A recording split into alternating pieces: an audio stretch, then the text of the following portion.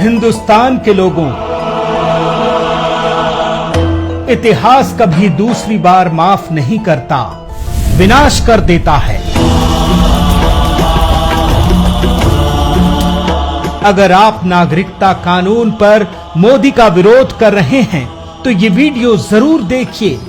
अगर आप दंगा फसाद कर रहे जिहादियों के साथ हैं तो आपको 2300 साल पुरानी घटना के इस वीडियो को जरूर देखना चाहिए। शरणार्थियों को आश्रय देने के मानवतावादी कृत्य का मैं समर्थन करता हूँ। बंद करो परंपरा और मानवता की बातें। हम ही मानवता और परंपरा की बातें करते हैं और हम ही कुचले जाते हैं। दो राष्ट्रों के संबंधों के विकास की बातें करने वाले कुलमुख्य भूरिग्रवा की बात मान ली जाए तो तक्षशिला के नागरिक ये निश्चित समझे कि शीघ्र ही तक्षशिला भी खंड खंड में बटा व जर्जरित दिखाई देगा।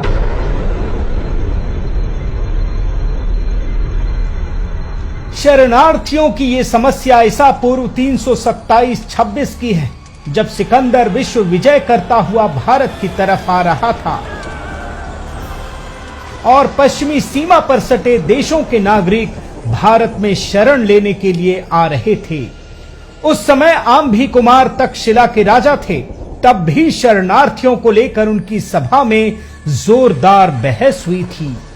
तब रिपुदमन ने शरणार्थियों को लेकर राजा आंभी कुमार को गंभीर चेतावनी दी थी। जिन विदेशियों को शरण देने की बात आप कह रहे हैं, कल वे भी तक्षशिला की भूमि पर अपने अधिकार का दावा करेंगे। जिस मानवतावाद की दुहाई दे आप उन्हें शरण देने की योजना बना रहे हैं, उन्हीं मानवतावादियों की धरती कल धर्म जाति के संघर्ष से लाल हो उठेगी। भूल तो नहीं गए, इन्हीं शरणार्थियों ने हजारों साल तक भारत को गुलाम बनाए रखा। आजादी के बाद कश्मीर की धरती को हिंदुओं के खून से लाल कर दिया और ऐसे कोई मानवतावादी इस पर सवाल उठाने नहीं आया।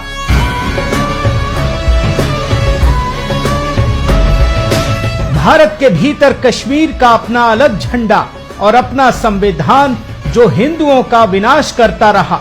आचार्य चाणक्य और आंभी कुमार की बातचीत में इसकी भी झलक मिलती है। क्या अर्थ है इस प्रकार तक्षशिला की चप्पा चप्पा भूमि पर ध्वज फहराने का? क्या किसी में साहस नहीं है मेरे प्रश्न के उत्तर देने का?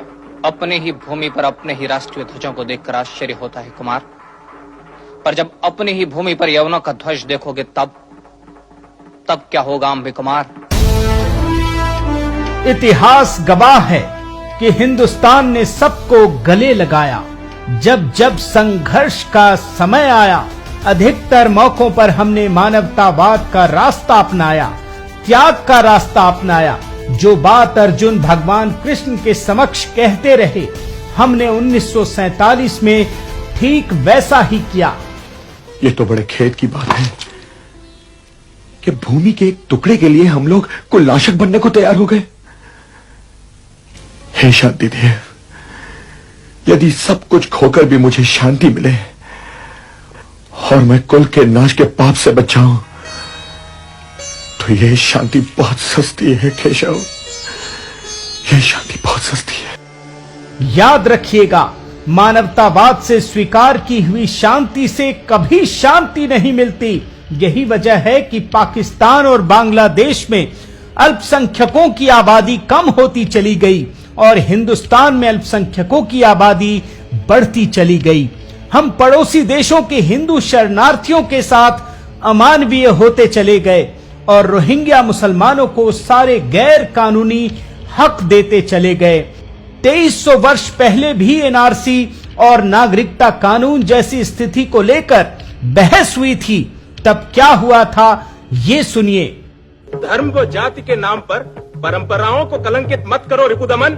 सत्य को स्वीकार करो भूरिग्रवा। जहाँ तक्षशिला के भविष्य का प्रश्न है, वहाँ भावनाओं का कोई स्थान नहीं है। इसलिए आज जब देश में भगवान कृष्ण की तरह मोदी जी ने इतना बड़ा फैसला लिया है, तो हर नागरिक का कर्तव्य है कि वो आगे आए। आपसे कोई युद्ध लड़ने को नहीं कह रहा, लेकिन आप समर्थन में सोशल मीडिया पर बोल तो सकते हो।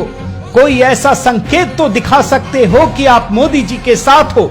खुद आचार्य चाणक्य ने इस पर कहा था। ओ, तो गुरुकुल भी अब राजनीति से अलिप्त नहीं रहा आचार्य। प्रश्न जब संपूर्ण राष्ट्र का हो तो गुरुकुल उससे कैसे अलिप्त रह सकता है कुमार? तो क्या मैं ये समझूं कि मेरे निर्णय के विरुद्ध गुरुकुल विद्रोह का सूत्रपात करेगा? अपनी राष्ट्रीय अस्मिता व स्वतंत्रता की रक्षा के लिए किए जा रहे प्रयासों का अंबिक कुमार यदि विद्रोह कहते हैं तो मेरा उनसे मतभेद है। ऐसी ही परिस्थितियों के लिए भगवान कृष्ण ने भी गीता में साफ संदेश दिया है, धर्म अधर्म के चक्कर में मत फंसो, अपना कर्म करो, यही तुम्हारा धर्म है। धर्म और अधर्म के बीच संघर्ष की इस निर्णायक घड़ी में नपुंसक न बनो पार्थ, नपुंसक न बनो। हे परंतप, हे शत्रु संहारक, हे धनंजय, तुम्हारे ये भाव अनार्य हैं। ये तुम्हें स्वर्ग से गिरा देंगे और कीर्ति से भी, और तुम स्वयं ही अपने तिरस्कार का कारण बनकर रह जाओगे। इसलिए हे पार्थ, हृदय की इस दुर्बलता को त्यागो और युद्ध के लिए खड़े हो जाओ। आज इतिहास एक बहुत बड़ी करवट ले रहा है, अपनी गलतियों को ठीक कर रहा है। आज नए भारत में चाणक्य भी है, चंद्रगुप्त मौर्य भी है, आज पांडव भी विवश नहीं है और उस पर भगवान कृष्ण भी सारथी बनने को तैयार हैं। अगर आज हिंदुस्तान के लोग चूक गए तो फिर शायद कभी मौका नहीं मिलेगा।